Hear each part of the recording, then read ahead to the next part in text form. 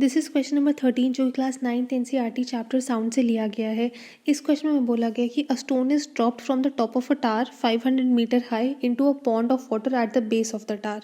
तो हमने क्या किया, एक टावर है हमारे पास जो कि 500 मीटर्स हाई है, वहाँ से हमने क्या किया, एक स्टोन को ड्रॉप किया।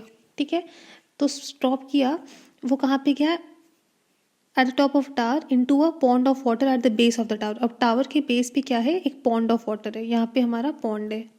ठीक है, तो अब स्टोन ऊपर से आगे नीचे गिरेगा। When is the splash heard at the top.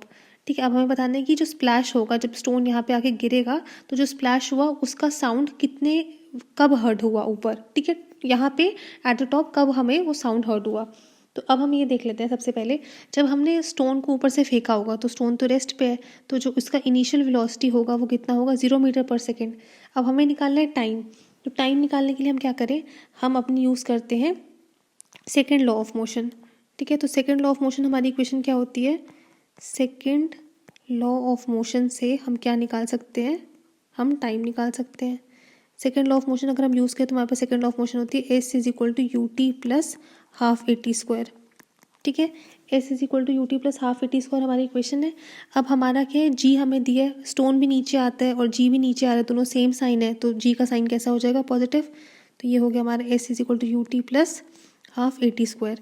तो एस हमें दे रहा है 500 मीटर्स, इनिशियल वेलोसिटी हमारी 0 है, तो ये हो जाएगा 0 इंटू टी। ठीक है, प्लस हाफ इंटू ए का वैल्यू कितना है 10, इंटू हमें क्या निकालना है, हमें टाइम निकालना है, तो यहाँ पे कितना आ जाएगा टी स्क्वायर। ठीक है, तो जब हम ये वैल्यू सॉल्व करेंगे तो हमारे पास टी कितना आ जाएगा, टी आ गया हमारे पास 10 सेकेंड्स। ये सब सॉल्व करने के बाद टी 10 सेकेंड्स आ गया। अब हमें बताना है कि when is the splash heard at the top, ये तो हमें बताना है। ठीक है, तो इसका मतलब क्या हुआ, 10 सेकेंड के बाद स्टोन कहाँ होगा, स्टोन तो नीचे पहुंचा। तो ये जो हमने टाइम निकाली है, टाइम किसका टाइम है, time taken by the stone to reach the pond. तो 10 सेकेंड ले लिए टाइम ने नीचे पहुंचने में। ठीक है, अब क्या होगा हमारे पास कि अगर 10 सेकेंड बाद नीचे पहुंचा है स्टोन, अब साउंड को भी ऊपर पहुंचना पड़ेगा, तो साउंड कितना टाइम लेगी, तो साउंड कितना टाइम लेगी, हम साउंड के लिए क्या कर सकते हैं, time taken by the sound, time taken by sound to cover और डिस्टेंस ऑफ 500 मीटर्स। अब इसका मतलब क्या हुआ, ये जो 10 सेकेंड्स निकाले हमने, ये 10 सेकेंड्स कौन से 10 सेकेंड्स है, ये 10 सेकेंड्स वो 10 सेकेंड्स है जो हमारा स्टोन नीचे आने में ले रहा है। ठीक है, स्टोन हमारा जब नीचे आएगा, इस हाइट को कवर करेगा, तो स्टोन ने कितना देर लिया, 500 मीटर करने के लिए स्टोन ने 10 सेकेंड ले लिए।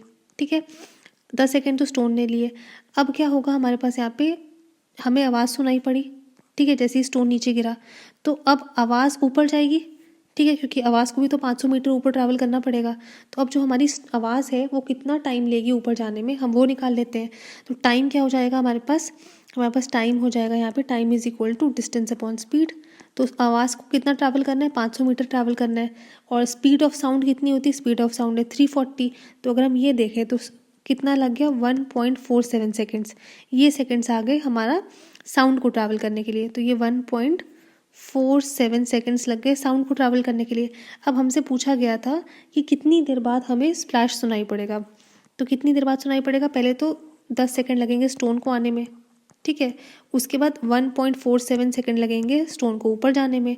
तो ये टोटल टाइम हमारा लेगा स्प्लैश सुनाई पड़ने में, क्योंकि इसके बाद ही हमें आवाज़ सुनाई पड़ेगी।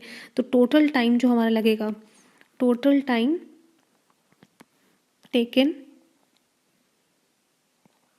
is equal to 10 plus 1.47 which is equal to 11.47 seconds। तो 11.47 seconds के बाद